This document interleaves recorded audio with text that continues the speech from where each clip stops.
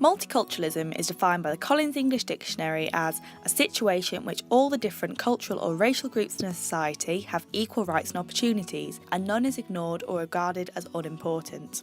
However, there is more to the idea of multiculturalism than its dictionary definition, and recent concerns about the refugee crisis, increasing racial tensions and economic hardship have put multiculturalism at the forefront of the political agenda.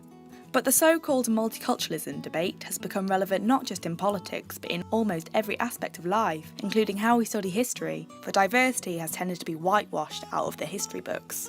For instance, the Roman Emperor Septimus Severus came from a province in North Africa, so surely he wouldn't have been white as most modern depictions of him tend to be. Thanks to how Romans are displayed in the media, pop culture and our textbooks, when we think of a Roman, we think of something like this. Not this.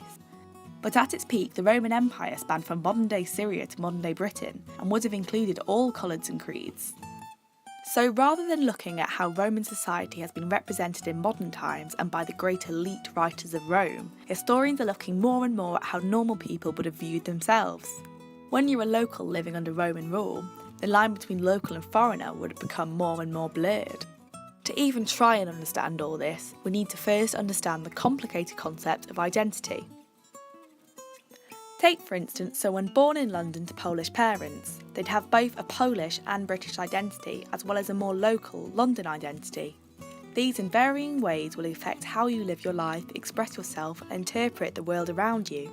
It doesn't seem too far of a stretch to say that those living under the Roman Empire would have seen identity in a very similar way, juggling their local customs and culture alongside a new range of customs the Romans brought with them. But how do we look for identity in the Roman world? Because all the writers of Rome were really interested in was the big stuff. Big important emperors going bonkers, getting poisoned by their wives, fighting battles and so on.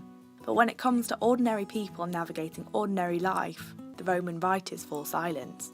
Part of bringing diversity back into history means giving a voice to those who don't get much of a mention in the literature that survives.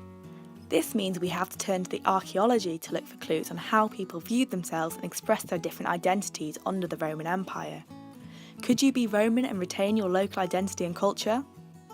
Well, luckily for us, one amazing archaeological find goes some way to start to answer this question.